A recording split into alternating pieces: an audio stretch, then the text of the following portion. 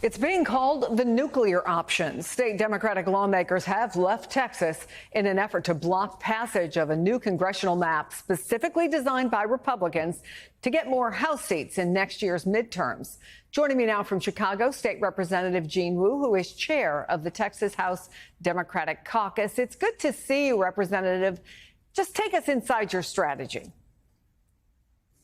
So, look, I mean, we're not wanting to be here.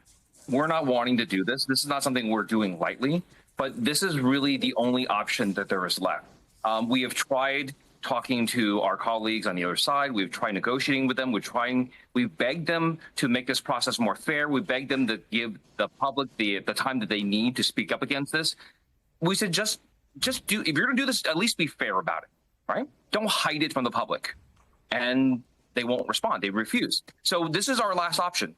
This is the only tool that we have left to force them to end this corrupt process. Time and time again, they keep telling the public that they're going to work on things that the public wants them to do, but every single time they always go back and just take care of their buddies, take care of their friends and their donors, and the people that stay in Texas just get left behind.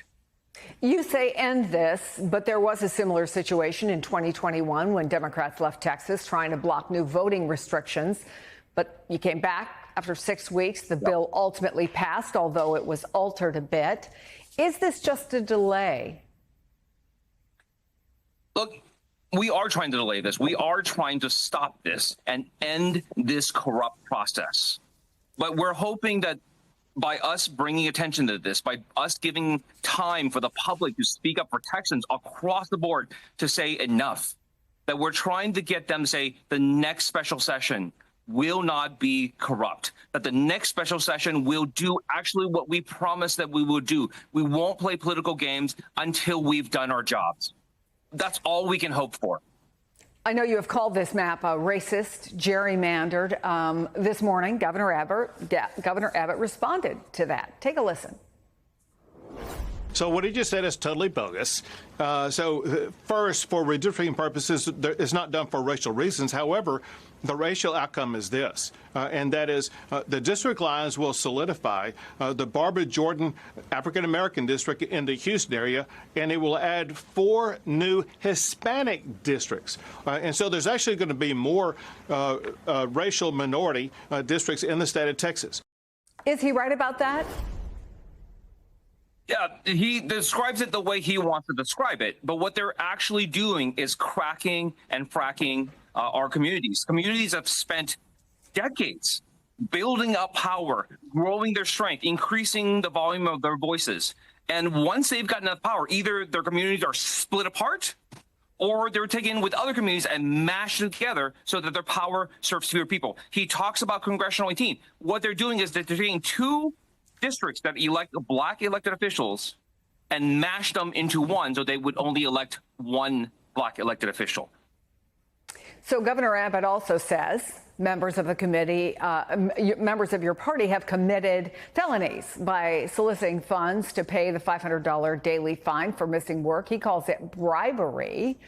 Are you and your fellow Democrats prepared if the governor and attorney general follow through on their threats? They say that you could be arrested, you could be removed from office. What are you ready for? I think, first of all, it's really telling.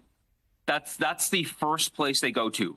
Not like, hey, you know what? We're right. We should have been focused more on helping Kerrville, helping communities recover, protecting the state from natural disaster. We should have worked on that instead of doing our political games. Instead, the first thing they go to are threats and violence and all kinds of sanctions, right? People who are doing the right thing don't start at threats. So if there are political games going on, the question becomes, are there other important things that should get done for your constituents, for the people of Texas, that won't get done because you guys are out of town? You know, that's what they're saying. But here's the problem. We started this special session saying that we're coming in to help Kerrville, to help the people of the disaster, help those communities recover. You know what? They haven't even filed a bill. The Republicans haven't had one hearing on those bills. They haven't even filed the bills that they wanted to have hearings on. So their statements of, hey, you're blocking stuff from happening seems a little disingenuous when they have put zero effort into doing it. So you're prepared to wait this out as long as it takes?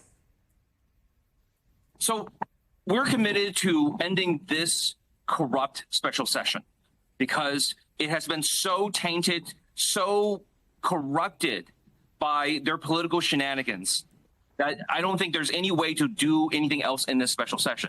We're hoping that the governor takes his message, gets his message from the people who have said repeatedly, again and again, you should be working on Kerrville. You should be helping communities recover. You should be helping making sure that the $50 billion of disaster preparation projects that have not been done are accomplished.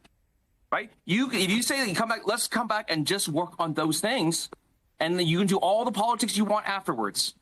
We're happy to do that.